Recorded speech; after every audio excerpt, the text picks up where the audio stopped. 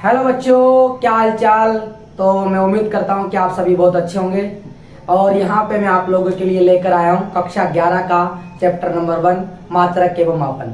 आप सोच रहे होंगे कि सर पहले तो भौतिक जगत भी आता था, तो आप लोग जान लेना जो भौतिक जगत नाम का जो पाठ था उसको अब एनसीईआरटी ने हटा दिया है। आपको उसको पढ़ने की कोई आवश्यकता नहीं है। अब आपको पढ़ना है मात्रक एवं मापन से।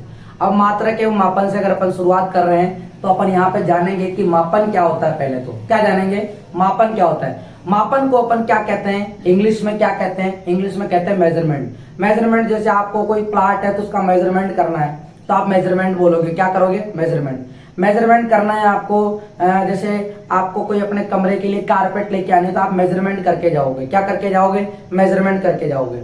और जैसे मान लीजिए आपको गेट बनवाना है तो उसका मेजरमेंट करते हैं, तो यही बोलते हैं ना अपन मेजरमेंट करना।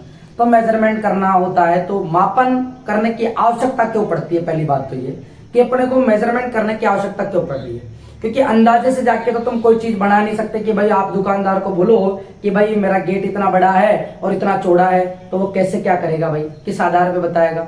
आप यहाँ पे इतना बता दिया तो उसको थोड़ी पता चल रहा है, उसको पता थोड़ी चल रहा है। तो मापन में क्या होता है कि जो अपन फिजिक्स में भौतिक राशियां जो पढ़ते हैं, अब ये भौतिक राशियां क्या होती है, क्योंकि अपन प्रकृति में बहुत सारी चीजों के बारे में पढ़ते हैं, जैसे कि बल के बारे में पढ़ते हैं और द्रव्यमान क्या होता है, भार क्या होता है, इन सभी के बारे में पढ़ते हैं। तो ये सभी क्या है, भौतिक राशियां। तो अपन मापन, यहाँ पर एक सवाल ये आता है कि अपन मापन जो कर रहे हैं वो किसका कर रहे हैं, मापन किसका कर रहे हैं। तो मापन जो अपन करते हैं वो करते हैं भौतिक राशियों का। मापन किसका किया जाता है, भौतिक राशियों का मापन किया जाता है। तो ये भौतिक राशियां होती क्या है, ये भौतिक राशियां होती क्या है, इसके बारे में जानेंगे। इसको अपन इंग्लिश में बोलते हैं फिजिकल क्वांटिटीज। क्या बोलते हैं इसे, फिजिकल क्वांटिटीज, क्वांटिटीज बोलेंगे। तो फिजिकल क्वांटिटीज होती क्या है, होती क्या है। पहली बात क्या होती है, ये भौतिक राशियां क्या होती है, क्योंकि मापन अगर अपन कर रहे हैं तो किसका कर रहे हैं, भौतिक राशियों का। तो ये भौतिक राशियां है क्या, तब भौतिक राशियां वह है जिन्हें आप माप सकते हो और तोल सकते हो, जिन्हें आप माप सकते हो। जैसे मैं कहूं कि ये मेरे पास ये एक मार्कर है तो इसकी लेंथ क्या है, लेंथ क्या है, तो आप इसे माप सकते हो। मैं कहूंगा इसका द्रव्यमान क्या है, तो आप कहोगे कि इसका द्रव्यमान 100 ग्राम 10 ग्राम जो भी है, तो आप इसे माप सकते हो और तोल सकते हो। उसे अपन क्या बोलते हैं, भौतिक राशि बोलते हैं। अगर मैं आपसे कहूं कि मेरी कोई भावना है कि नहीं, मैं किसी से बहुत प्यार करता हूं, तो प्यार कितना करता हूं, इसकी कोई क्वांटिटी है। आप कहोगे कि 1 किलो 2 किलो, कभी ऐसा बोलते सुना है कि मैं तेरे से 2 किलो प्यार करता हूं, कभी ऐसा सुना है कि मैं तेरे से 3 किलो प्यार करता हूं, नहीं, क्योंकि उसके लिए क्या है, कोई कांस्टेंट यानी कोई मात्रक फिक्स नहीं है। तो अपन उसको भौतिक राशि नहीं कह सकते, भौतिक राशि नहीं कह सकते। दुख, मुझे बहुत सारा दुख है, ये तो कहना सही है, लेकिन कोई ऐसा कहे कि मेरे को 5 किलो दुख है, मेरे को 10 किलो दुख है, सुना है कभी ऐसे बोलता हूं, नहीं सुना ना। तो ये जो ये भौतिक राशि नहीं है। यही आप जिसे माप नहीं सकते, जिसे तोल नहीं सकते, वो भौतिक राशि नहीं होती है। जिसे आप माप सकते हो तोल सकते हो वो है भौतिक राशि। तो जैसे अब आप बात कर रहे हो सुख की, तो सुख इसको आप न तो माप सकते हो न तोल सकते हो, तो ये भौतिक राशि नहीं है। दुख को, प्यार को, इनको आप न तो माप सकते हो न तोल सकते हो, तो भौतिक राशि नहीं है। तो माप किसे सकते हैं अपन, किसे माप सकते हैं, आपके सवाल आता है कि हम फिर माप किसे सकते हैं। तो मापने के लिए आपके पास है, जैसे मैं कहूं ये मार्कर है, कितना लंबा है, तो आप इसको माप कर बता सकते हो। मैं कहूंगा कितना भारी है, कितना द्रव्यमान है, तो आप इसे बता सकते हो। आप बता सकते हो कितना समय हो गया, तो आप बता सकते हो इतना समय हो गया। तो समय को भी माप सकते हो, द्रव्यमान को आप तोल सकते हो, लंबाई को आप माप सकते हो। तो ये होगा मापन। तो भौतिक राशियां क्या होती है इसके बारे में आप लिख सकते हो। अगर आपको परिभाषा लिखनी है कि वे सभी राशियां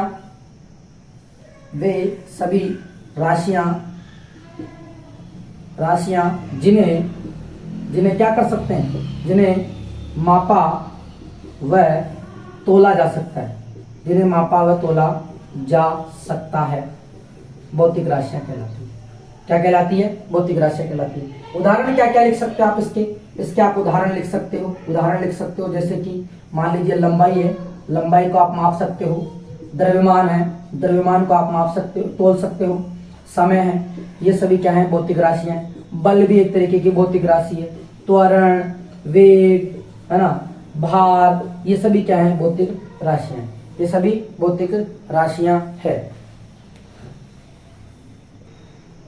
तो अपन ने देख लिया कि भौतिक राशियां जो है लंबाई, द्रव्यमान, समय, बल, त्वरण, वेग, भार, बहुत सारी अभी अपन पढ़ेंगे, वो सभी क्या है भौतिक राशियां। लेकिन इनमें क्या है, तो ये भौतिक राशियों के उदाहरण हो गए।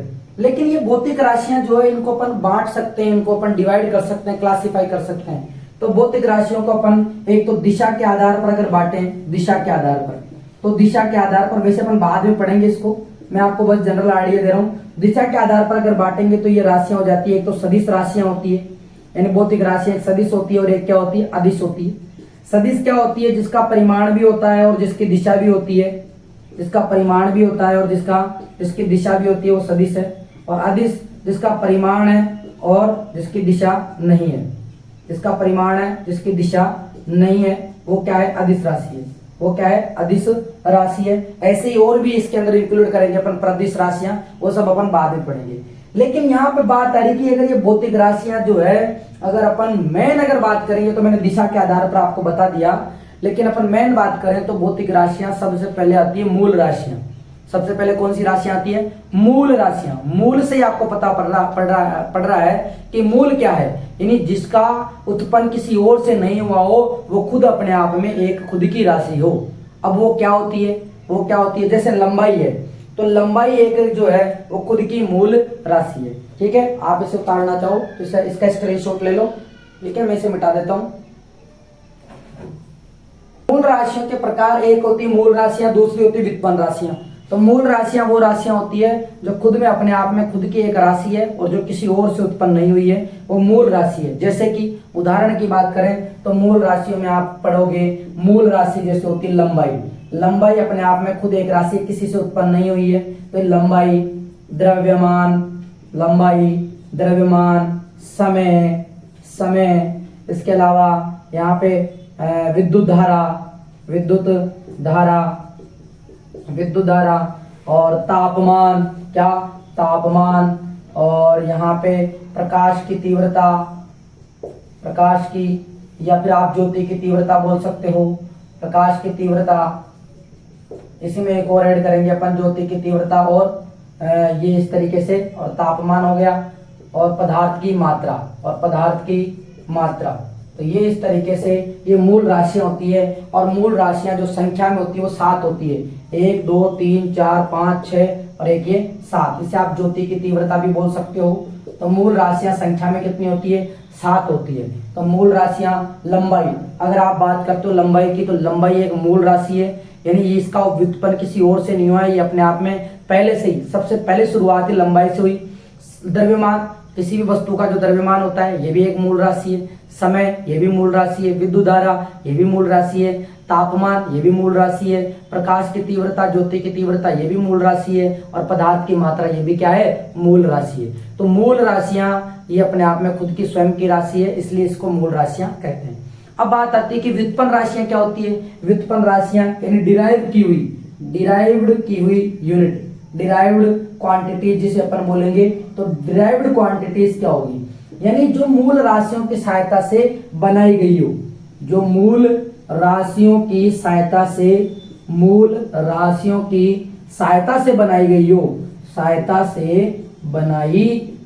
हो, उसे क्या बोलेंगे अपन, उसे अपन बोलेंगे व्युत्पन्न राशि। जैसे कैसे बनाया, मैं मान लीजिए मुझे बनाना है यहाँ पे वेग बनाना है, तो वेग बनाने के लिए मैं किस किस का उपयोग करूंगा, दूरी यानी विस्थापन बोलेंगे पहले। तो विस्थापन क्या बोलेंगे, विस्थापन बटा समय, तो विस्थापन एक तरीके की क्या है, लंबाई, और बटा समय। तो मैंने लंबाई और समय ये दोनों मूल राशियों का उपयोग करके क्या बनाया, वेग बनाया। इसके अलावा जैसे मान लो अपने को बनाना है बल, क्या बनाना है, बल का सूत्र होता है द्रव्यमान गुणा त्वरण।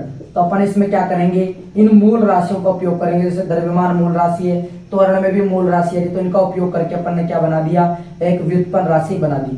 ऐसे ही व्युत्पन्न राशियां बहुत सारी है, वेग है, बल है, भार है, त्वरण है, ठीक है, त्वरण है, और चाल है, कार्य है, ये सब क्या है, ये सब व्युत्पन्न राशि है। यानी आप तो इतना सा ध्यान रखो कि यानी वह राशि जिसके अंदर अपने पास ये 7 मूल राशियां अगर अंदर फिट हो रही है उसके, यानी जो सूत्र बन रहा हो, सूत्र के अंदर 7 मूल राशियां आ रही हो तो समझ जाना वो व्युत्पन्न राशियां हैं।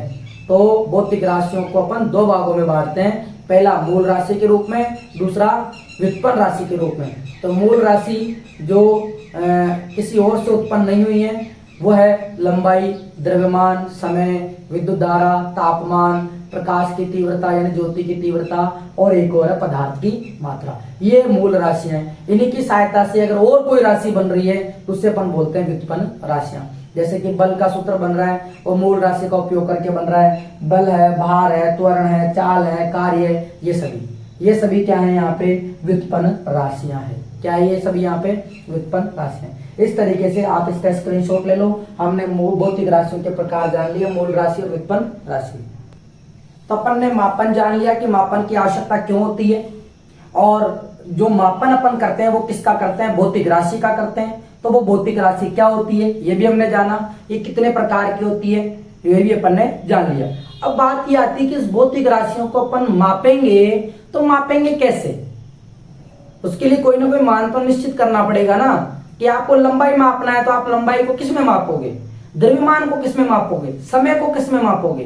भाई ये तो राशि है, भाई लंबाई तो एक राशि होगी, लेकिन आपको बताना है कि यह है कितनी, लंबाई कितनी है। अब मान लो आप ऐसे बोलोगे इतनी लंबाई, आप किसी बच्चे को मान लो भेजे मंजा लेने के लिए भेजे, आपने कहा कि जा इतना लंबा मंजा लिया, या फिर मान लीजिए कोई डोर लिया या फिर कोई तार लिया, इतना लंबा लिया, आपका हाथ तो इतना लंबा। अब बच्चा जाके दुकान में, बच्चा छोटा, अब छोटा जाके बोलेगा कि इतना लंबा तार दे दो, तो वो तो अपने हाथ के हिसाब से ही तो बताएगा, तो अपने हाथ के हिसाब से। तो अब वो लेके आ गया छोटा, आपने नाप के देखा खुद का, तो ये तो छोटा तार ले आए, तो आप बच्चे को मारोगे, उसमें बच्चे की थोड़ी गलती है। आपने कहा अंदाजे से इतना लंबा तार लिया, वो भी दुकान वाले को जाके बोल दे कि इतना लंबा तार दे दे। तो कोई मात्रक फिक्स नहीं था, कोई निश्चित मान फिक्स नहीं था, ऐसे निश्चित मान फिक्स नहीं था, इसीलिए बहुत ज्यादा समस्या आने लग गई, है ना।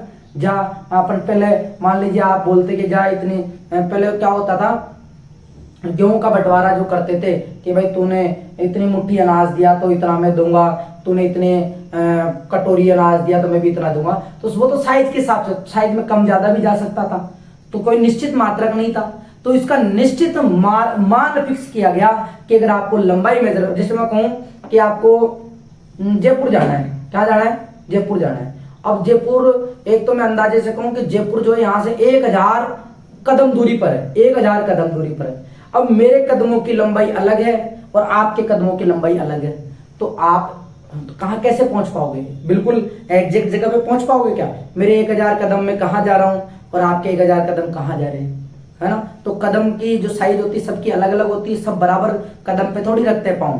तो यानी बहुत दिक्कत आने लगी, भार में भी दिक्कत आने लगी कि भाई तूने कितना दिया।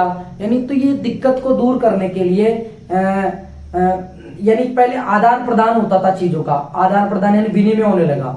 विनिमय जैसे मान लीजिए किसी के शहर में टमाटर ज्यादा हो रहे हैं और किसी के शहर में मान लीजिए आलू ज्यादा हो रहे हैं, तो उधर के आलू खा के परेशान हो गए, इधर के टमाटर खा के परेशान हो गए। तो ये आपस में क्या कर लेते हैं, इधर आलू ट्रांसफर कर देते हैं, इधर ये कर देते हैं, भाई तू हमें 1 बोरी आलू दे, हम तेरे को 1 बोरी टमाटर देंगे। ऐसे करते रहे। तो साइज पे भी डिपेंड कर, आलू की साइज बड़ी है ना, तो उसके अंदर कितने आलू जा रहे हैं कोई पता थोड़ी, उसके अंदर कितने टमाटर आ रहे हैं। तो ये तो अंदाजा चलता था, लेकिन इस अंदाजे के काम को खत्म करने के लिए फिर क्या किया गया, सभी वैज्ञानिकों ने, सभी लोगों ने मिलकर, सभी अलग अलग देशों ने मिलकर एक मात्रक निश्चित किया गया। हर भौतिक राशि का एक फिक्स मान निश्चित किया गया, जिसे अपन मात्रक बोलते हैं। सभी के लिए एक मान निश्चित किया गया। तो मेरी बात आपको समझ में आई होगी कि इन सभी समस्याओं से छुटकारा पाने के लिए हर भौतिक राशि का एक मात्रक फिक्स किया गया, जिसे अपन बोलते हैं मात्रक, इंग्लिश में बोलते हैं यूनिट। तो अपन यूनिट की परिभाषा लिख सकते हैं, किसी भी भौतिक राशि के लिए, किसी भी भौतिक राशि के लिए, किसी भी भौतिक राशि के लिए निश्चित किए गए मान को, क्या निश्चित किए गए मान को मात्रक कहते हैं। निश्चित किए गए मान को क्या कहते हैं, मात्रक कहते हैं। तो ये निश्चित है मान, ध्यान रखना, एक लाइन ध्यान रखना, निश्चित मान फिक्स कर दिया। जैसे कैसे फिक्स कर दिया, जैसे फिक्स कैसे कर दिया, यहाँ पे फिक्स कर दिया कि लंबाई है, तो लंबाई जो है आप जो मापोगे लंबाई को एक निश्चित मात्रक हो जाएगा मीटर, मीटर में माप सकते हो। इनके छोटे बड़े मात्रक और बना दिए गए। द्रव्यमान है तो द्रव्यमान को आप एक निश्चित मात्रक के रूप में माप सकते हो, यानी किलोग्राम के रूप में, इसके रूप में किलोग्राम के रूप में। समय है तो समय को आप एक निश्चित मात्रक बनाया इसका कि आप इसे सेकंड में मापोगे, किसमें मापोगे, सेकंड में। फिर आता है यहाँ पे विद्युत धारा, विद्युत धारा, तो विद्युत धारा के लिए भी एक मान निश्चित किया गया, यानी विद्युत धारा का जो मात्रक होता है वो होता है एम्पियर। क्या होता है, एम्पियर होता है। फिर 5वें नंबर पे तापमान, तो तापमान का भी एक निश्चित मान किया गया, यानी आप तापमान को किस में मापते हो, केल्विन में मापते हो, केल्विन में। वैसे डिग्री सेंटीग्रेड वगैरह इसके अन्य मात्रक हैं। 6ठे नंबर पे अपन बात करते हैं ज्योति की तीव्रता, ज्योति की तीव्रता यानी प्रकाश, ज्योति की तीव्रता यानी कितना प्रकाश आ रहा है, प्रदीपन भी बोल सकते हैं, उसका मात्रक फिक्स कर दिया गया कैंडेला, कैंडेला, ठीक है, कैंडेला। और 7वें नंबर पे आता है पदार्थ की मात्रा, पदार्थ की मात्रा, तो इसके लिए भी एक मात्रक निश्चित किया गया, वो है मोल, जो कि आप केमिस्ट्री में पढ़ोगे, मोल क्या होता है, पदार्थ की मात्रा। तो यानी इनके लिए सभी के लिए क्या किया गया, एक एक मान निश्चित किया गया कि आप लंबाई को मीटर में नाम मापोगे, द्रव्यमान को आप किलोग्राम में, समय को सेकंड में, विद्युत धारा को एम्पियर में, तापमान को केल्विन में, ज्योति तीव्रता को कैंडेला में और पदार्थ की मात्रा को मोल में। तो ये निश्चित मान किए गए। तो इस तरीके से अपन ने जाना कि मात्रक है वो किसी भी भौतिक राशि का एक निश्चित किया गया मान है। क्या है, एक निश्चित किया गया मान है जो ये लिखे हुए हैं। तो आप इसका स्क्रीनशॉट ले लें, इसके बाद में मैं आपको और कुछ बताने वाला हूं। तो मात्रक से संबंधित कुछ महत्वपूर्ण बिंदु भी जान लेते हैं कि भाई मात्रक जो है उसका भौतिक राशि से क्या संबंध है और मात्रक कैसा होना चाहिए, ये भी हमें पता होना चाहिए। तो यहाँ पर एक लाइन लिखी है मैंने कि किसी भी भौतिक राशि का जो मात्रक होता है वो उसके आंकिक मान के व्युत्क्रमानुपाती होता है। क्या होता है व्युत्क्रमानुपाती, उल्टा मान होना। क्या होना, उल्टा होना। जैसे मैं ले रहा हूं कि एक तार की लंबाई जो है, एक तार की लंबाई, एक तार की जो लंबाई है वह है यहाँ पे 5 किलोमीटर, 5 किलोमीटर, ठीक है। फिर इसके बाद में लिखता हूं कि मैं ये किलोमीटर, किलो का उठा के मैं यहाँ पे 5000 मीटर, क्या लिख देता हूँ, 5000 मीटर। अगर मैं इस मीटर को सेंटीमीटर में बदलूं तो मैं लिखूंगा 5000 गुणा और 100 और करके सेंटीमीटर, क्या लिखूंगा, सेंटीमीटर। तो आप यहाँ पे समझ रहे होंगे कि अगर यहाँ पर इन तीनों में से बड़ा मात्रक कौन सा है, किलोमीटर सबसे बड़ा मात्रक है, फिर इससे छोटा ये, इससे छोटा ये। अगर मात्रक का मान छोटा होता जा रहा है तो इनके सामने जो संख्यात्मक मान आ रहा है वो बड़ा होता जा रहा है। जैसे ये मात्रक छोटा, किलोमीटर बड़ा और मीटर छोटा, तो इसके सामने जो संख्यात्मक मान आ रहा है, आंकिक मान आ रहा है, वो बड़ा होता जा रहा है। यानी यहाँ पे यही बात है कि मात्रक जो है, मात्रक को अपन इंग्लिश में बोलते हैं यूनिट। क्या बोलते हैं, यूनिट। तो मैं लिखूंगा यू, यू जो है वो व्युत्क्रमानुपाती है किसके, न्यूमेरिकल वैल्यू के, यानी आंकिक मान को क्या लिखूंगा मैं, न्यूमेरिकल वैल्यू, न्यूमेरिकल वैल्यू। तो न्यूमेरिकल वैल्यू के क्या है, व्युत्क्रमानुपाती, यानी यू व्युत्क्रमानुपाती है एन के। इसका मतलब क्या हुआ कि अगर संख्यात्मक मान बढ़ता है, आप इसको ऐसे भी लिख सकते हो या फिर आप एन व्युत्क्रमानुपाती 1/u भी लिख सकते हो। अगर मात्रक बड़ा है तो संख्यात्मक मान कम आएगा। समझ में आ रहा है, अगर मात्रक बड़ा है तो यहाँ पे देखो तीनों राशियों में ये किलोमीटर बड़ा मात्रक है तो इसके आगे जो न्यूमेरिकल वैल्यू आ रही है वो कम आ रही है।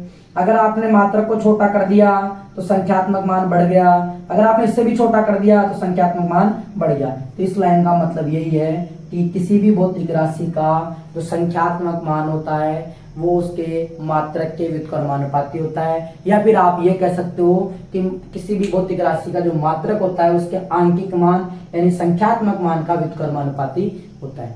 इसका उपयोग आप देखो यूनिट कन्वर्जन में कर सकते हो। जैसे मैं आपको एक एग्जांपल देता हूँ, यहीं पे एक एग्जांपल देता हूँ। जैसे मान लो आप लोगों को 5 किलोमीटर को मैं कहूँ मीटर में कन्वर्ट करूँ, किस में कन्वर्ट करूँ, मीटर में। तो आपको पता है कि किलोमीटर बड़ा मात्रक है, मीटर इससे छोटा मात्रक है, तो यहाँ पे संख्यात्मक मान क्या आएगा, ज्यादा आएगा तो आप यहाँ पे किसी न किसी से गुणा करोगे। ध्यान रखना, अगर बड़े मात्रक से आपको छोटे मात्रक में मान निकालना है तो गुणा करना होता है। क्या करना होता है, गुणा करना होता है। और अगर आप छोटे मात्रक से, जैसे मान लीजिए मैं कहूं कि आपके पास 5000 मीटर है तो आप इसको किलोमीटर में बदलो तो आपको क्या करना पड़ेगा, भाग लगाना पड़ेगा। क्या लगाना पड़ेगा, भाग। अगर आप छोटे मात्रक से बड़े मात्रक में मान निकालते हो तो भाग लगाते हैं, और बड़े मात्रक से छोटे मान में जाते हैं तो गुणा करते हैं। बहुत इंपॉर्टेंट लाइन है। बहुत बच्चे कंफ्यूज होते हैं कि सर हम किलोमीटर को मीटर में बदले तो क्या करें, और मीटर को किलोमीटर में बदले तो क्या करें। चाहे मीटर हो, किलोग्राम हो, कुछ भी हो, बड़ा मात्रक है छोटे मात्रक में बदल रहे हो तो गुणा करना है, और अगर आप छोटा मात्रक है बड़े मात्रक में बदल रहे हो तो भाग देना है। उसका कारण भी आप लोग जानते हो, क्यों? क्योंकि जो न्यूमेरिकल वैल्यू होती है वो यूनिट के व्युत्क्रमानुपाती होती है। अगर आपको पता है कि मात्रक बड़ा है तो यहाँ पर संख्यात्मक मान छोटा आएगा, यहाँ पर मात्रक छोटा है तो संख्यात्मक मान बड़ा आएगा।